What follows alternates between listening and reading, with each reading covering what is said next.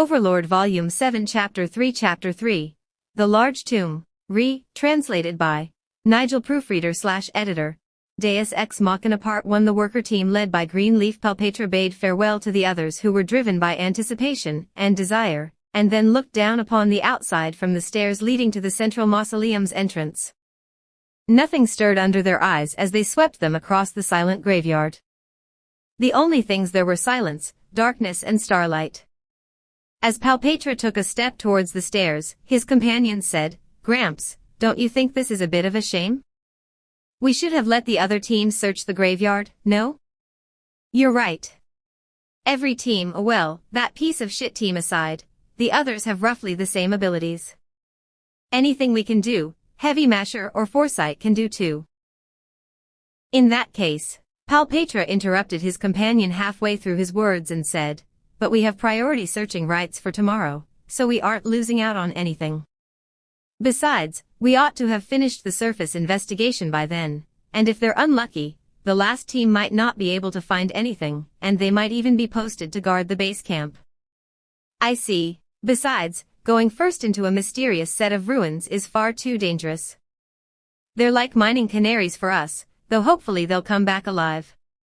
Palpatra turned back, a cold look in his eyes. The workers who had charged into the ruins had disappeared in the direction he was looking. There was a hint of disdain on his face, completely unlike the benign old man who was called Gramps by others. However, his teammates knew him well, and they were not alarmed. Palpatra had a very meticulous personality. He was a man who thought and thought again, the kind who would tap a stone bridge to test it before crossing. That was why he had been able to adventure on the front lines for so long and slay a dragon. On the other hand, his excessively nitpicky personality meant that he had missed several chances for gain. However, he had never once lost any of his companions, and so everyone on his team trusted him. To just about anyone, nothing was more valuable than one's life. Even so, they could not help but envy the treasure that had slipped through their fingers. "We might have missed the chance to discover amazing magic items. What's wrong with betting our lives on that?" "You do have a point. However, look at this neat and tidy graveyard. Someone's clearly tidying it up, which means monsters will be coming out to welcome us. Isn't it better to let the others see what kind of monsters there are?" Personally, I didn't really like this job because there were too many uncertain factors. After hearing Palpatra grumble, his team members lightly asked, "But you still took it in the end, right?" "Of course. That's because the other teams accepted it too. I felt that we could flee, while they sacrificed themselves for us." The group descended the stairs and reached the ground. "Is that why you chose to search the surface? So you could run once you heard them scream?" "That's one of the reasons, and the fact is my way of thinking was a bit of a gamble. Just like you said just now, we might end up losing out because of this. We'll be safer if we can gather more information, but the fact is that I don't know if that's really so great an advantage. If I'm wrong, then I'll apologize to you all for it." "Don't worry about it, Gramps. We've always trusted you, because for the most part, your choices were always right. Besides, even if we end up losing out here, all we need to do is knuckle down and find another job with a big payout." "You've said it before, haven't you, Gramps? As long as you live, there's always a chance, so there's no need to force yourself to take risks." Man, those were the days. We were all young back then. Aren't you still young now? "Ha, it's not very convincing when you say I'm young, Gramps." The group flashed wry grins to each other as they headed towards the small mausoleum. "That said, I should have discussed this with you all first, but I ended up making the decision on your behalfs. Sorry about that." "Well, that's the only way you could have expressed it back then. Besides, you're the team leader we chose, Gramps. When our trusted leader makes a decision, we're all happy to obey." "You were all moping back there. What are you grinning about now?" "All right, that's fine. Let's hurry up and check, and if we have time left over, I'll see if Momandano can give me a few pointers. It's a rare chance, so maybe you can have him teach you a thing or two." We've engraved your spar with him into our eyes, Gramps. That's an adamantite ranker for you. There's many kind of adamantite ranked adventurers. 8 ripples from the Empire is, frankly speaking, not really adamantite ranked.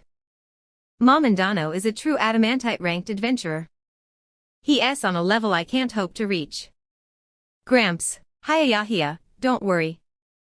When I was in my prime, I might have been jealous, but now I'm just a wrinkly old coot. It's not like I'm shocked or anything. Besides, I've seen several true adamantite ranked adventurers in my time, but Momandano is unique even among them. From his presence, he feels like an adamantite among adamantites. Really? Oh yes, which is why I'm telling you to get some pointers from him.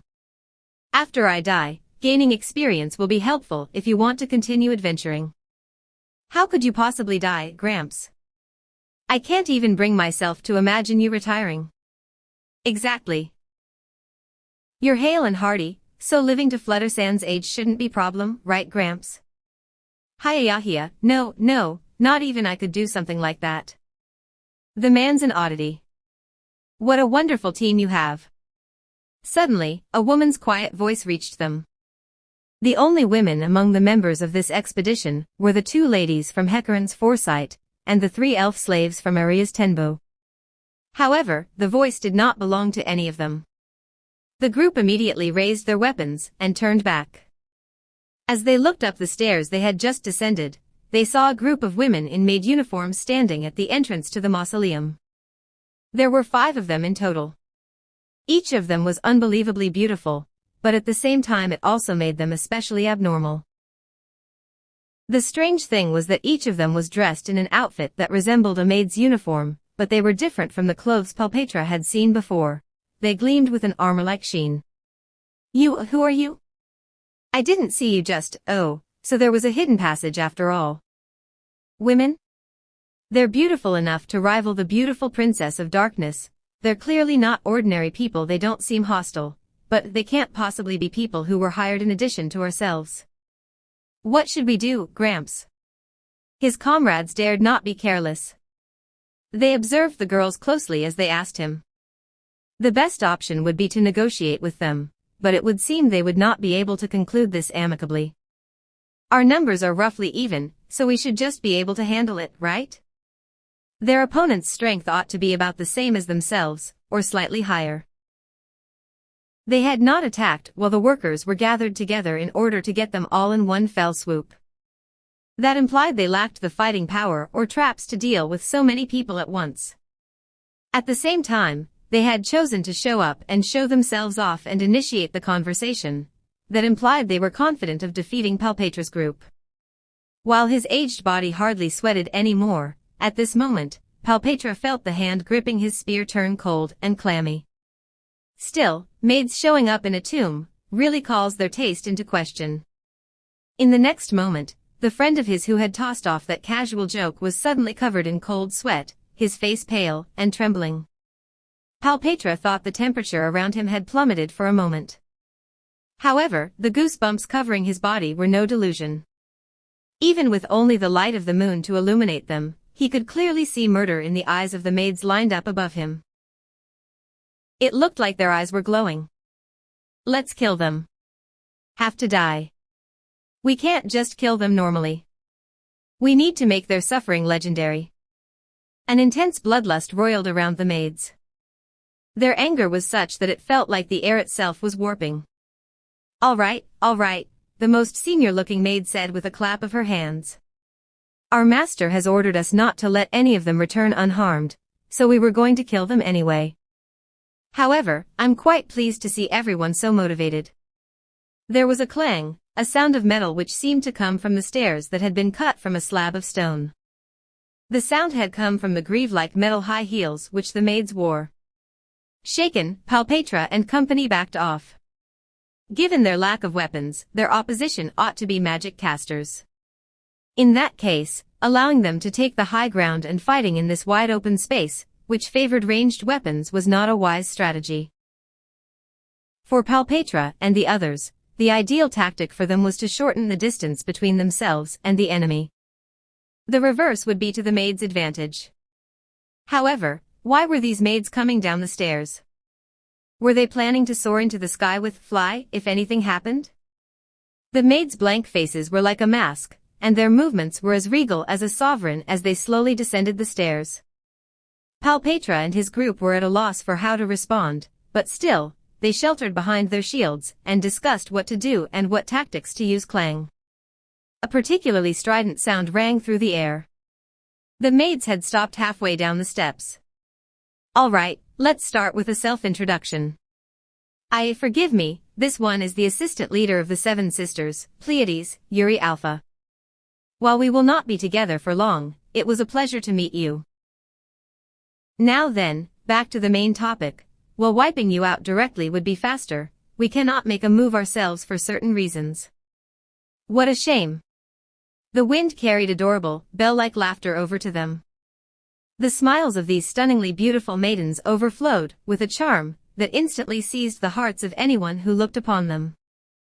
Being a former adventurer and currently a worker, Palpetra had seen all sorts of things over the years. Among them were supernaturally alluring monsters like fairies and so on. Yet, even he had never seen such beautiful maidens before, whose fair features seemed to ensnare his very soul. However, their scornful words overflowed with a sense of superiority, and below the thin veneer of their fair features was arrogance which belonged to the overwhelmingly powerful. For these men, who had walked hand in hand with death, and who were very proud of their abilities, such high-handedness was utterly intolerable. It even made them want to show the maids exactly who they were looking down upon. However, they had witnessed various indirect pieces of evidence which suggested that these maids were incredibly powerful, in contrast to their adorable appearances. Their faces were still filled with terror from the murderous intent they had felt just now, and they could not fully steel themselves for battle. The best option might be to run, and let the adventurers, especially Mammon, join the fight. Then, allow me to introduce your opponents. Yuri clapped, and the graveyard trembled, as though in response to the echoing sound. Come forth, Nazarick Oldgarders. What? Palpetra exclaimed in shock. The earth behind him split open and several skeletons showed themselves. A pincer attack? No. Looking up, he saw that the maids were still hostile, but they had no desire to fight. Perhaps they were in a spectator mode. While they could not be careless, it seemed to be as the maids had just said, they did not wish to attack right away. Palpetra came to the conclusion that the only enemies in their way were the skeletons behind them, and so he began assessing the new batch of enemies. Skeletons were hardly powerful opponents. Given the strength of Palpetra and his group, they could take on a few hundred of them with no problems. That being the case, the skeletons that had emerged from the earth, 8 of them in total, were no match for them whatsoever. However, there was a problem. Palpetra's companions gulped in unison, and unconsciously backed up one step. These skeletons felt different from regular skeletons, and their equipment was different too. They were dressed in grand breastplates, like the sort a country's royal guard would use. Their shields were emblazoned with a griffin motif, and they wielded all manner of weapons, in addition to composite longbows on their backs. In addition, all this equipment glowed with the light of magical power. Skeletons outfitted with magical gear could not be ordinary skeletons. What are those? You don't know either, Gramps? I'm not too sure, but I think they might be an offshoot species of skeleton warriors. An offshoot, huh? They don't look like red skeleton warriors either. Opponents one had never encountered before were always unsettling, especially foes outfitted with magic items that possessed special effects. These numbers should be enough to deal with you, gentlemen. Please do your best and show us how far you can run. We're honored that you're sending out such powerful undead against us. However, Palpetra calmly pondered the matter. No matter what, they could not possibly have too many undead equipped with so many magic items. They were probably using their strongest forces against them right off the bat. Otherwise, they would not have let them enter the ruins, they would have dealt with them long ago. So these are the strongest fighters of the ruins, then? You think they're enough to stop us? Looking up, Palpetra saw that Yuri seemed shaken by his question, her eyes roaming about. I hit the nail on the head, I see. So they already laid a trap during our conversation. The wisest way to use their best troops was to neutralize each group of intruders piecemeal. Of course, after considering that they might not be able to match their opposition, it might be smarter to concentrate their forces where a group of people would be after completing their explorations, when they were physically and mentally fatigued. At the entrance, in other words. And so, they had learned part of their opponent's aim from this. When the Maids said, "Show us how far you can run," they were trying to bait them into fleeing, so they would have a chance to attack them from behind. From the Maids' point of view, they would be engaging in several battles, so they would want to minimize any wear and tear to their forces. Therefore, there was only one thing they had to do. So all we need to do is defeat these skeletons and break out of this encirclement, am I wrong? They had to defeat the Nazarick Old Guarders for the sake of the teams who would be following them. The other teams might be rivals, but comrades were comrades. Besides, if they wanted them to flee, then standing and fighting would run a lower risk of falling into a trap. And of course this was just in case, but he was thinking about asking Mammon to fight if their opposition was very strong. However, they ought to fight now, even if there was risk. So I messed up the plan, and now we're the canaries instead. Ah, what a pain. Alright, do you think that's all of them? Given how well those undead are equipped, I can't imagine there could be more of them.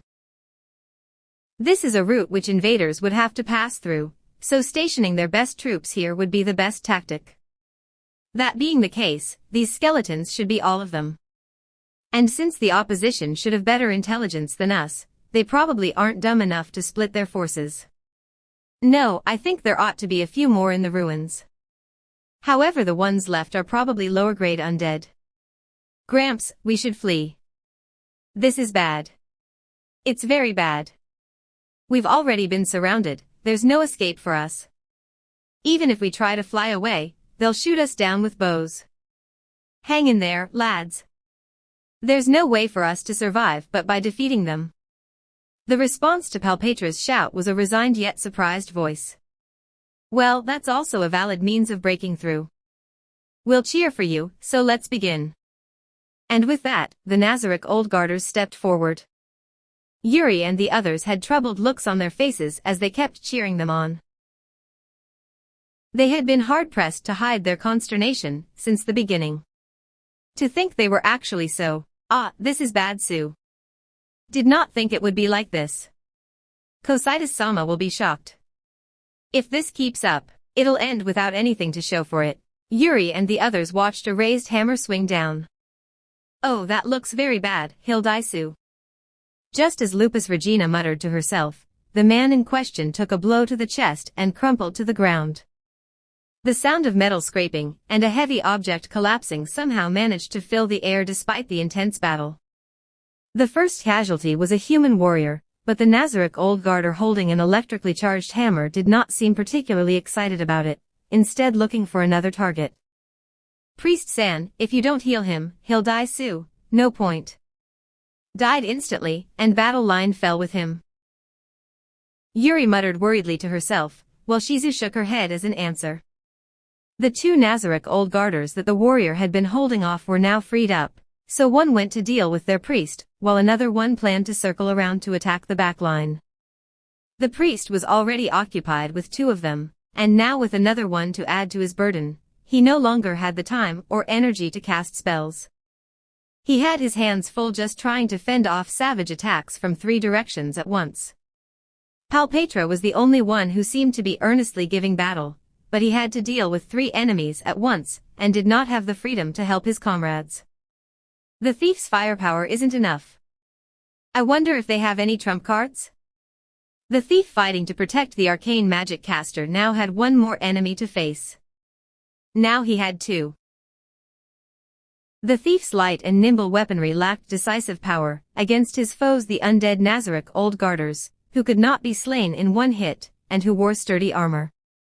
The thief barely managed to avoid their attacks with agile movements, but there was a great difference between the untiring undead and human beings who could become fatigued. He's looking at us like he's about to cry. Sue, want to wave to him? I guess waving to him wouldn't hurt. Okay, Sue. Lupus Regina smiled sweetly and waved to the man. It hit him. It's all Lupu's fault for distracting him. Yui, it's my fault, Sue? Your fault. But we can cheer for them. Yay. Yes, I do hope they can hang in there a little longer. The maids nodded at Yuri's words. The Nazarick Old Guarders held the upper hand throughout the battle with Palpetra's team. At this point, this one-sided battle could be described as futile resistance. Even Yuri and the others could not help but pity them. At first, they had even laughed and said, "Weren't you very confident in yourselves before the battle started?" But then they had lost all interest and started yawning, and now they were even rooting for Palpetra and the others. Yua, the difference in their strength is so great I can't think of anything to say. No trump cards? I think that summon spell they cast was it. Third tier? No, that's too weak for a secret weapon. Although, using a summoned monster as a meat shield was a pretty good idea. Indeed. As long as they could keep attacks from connecting, they might have been able to reorganize. However, using flight magic after that was just stupid. Didn't that wrinkly old geezer say so himself? I don't know if he was planning to flee, or use magic from above. He became a priority target. The arcane magic caster collapsed after taking a mortal blow. If someone could cast a healing spell on him or apply a potion, he might have been able to get back into the fight, but nobody had the energy for that. In the end, all they could do was have the thief cover him, and prevent the enemy from finishing him off. But why did they think there were only this many old guarders? That was truly a mystery. Had they unconsciously imagined the scenario going in their favor? That did not mean they were stupid. Perhaps humans thought like that when they did not want to look despair right in the eye. Their survival instincts flared to their limits in order to build up their courage. Besides, it was hopeless anyway. Yes, no matter how you look at it. What if they went on full defense to buy time, and for the other thieves to come back? Everyone glared at Intoma. As if they'd come back. Goes without saying. There's no way, right? It's impossible for them to come back safely from the great underground tomb of Nazarick. There was a scream of unbearable pain, followed by the sound of something collapsing. The battle maids turned to look at the source of the sound, and then spoke sadly. Ah, the thief went down too. The outcome of the battle's been decided. Like I said, maybe we should have listened to them beg for mercy on the steps. But they were so confident back then. Of course I was wondering if they had some plan in mind. The thick scent of fresh blood wafted over to the maids from the thief's body. Smells tasty. You can't do that, Yuri chided Intoma. Their master had issued an order to recover everyone who was incapacitated, whether they were alive or dead. Naturally, they could not present an insect-chewed body to their master. It would be terribly rude. Fresh meat. We'll ask Ain-sama if you can eat it later. Bear with it for now. But this isn't good, right? The original plan was to see if we could deal with fleeing people, right? Seems like it. That's why they posted pretty strong undead near the walls. Cositus Sama must have predicted that we'd catch up to them easily, but didn't expect them to fight head-on. Well, this is what happens when you don't understand your opponent's strength. All right. We'll heal the ones who are still breathing and send them to the torture room. As for the dead, we'll report them to Ain-sama. And so Palpetra and the worker team he led vanished that night. Part 2 pushed them back. Gringham's furious cry rang through the burial vault that was filled with the stench of mildew and rotting corpses. The room was 20 meters long on each side, and the ceiling was at least 5 meters overhead. This room, illuminated by the light spell of the magic caster, and torches dropped on the floor, was packed full of people. Gringam and the members of Heavy Masher had been forced into the corner of the room. The rest of the burial vault was flooded with massive quantities of low-end undead, such as zombies and skeletons. There were so many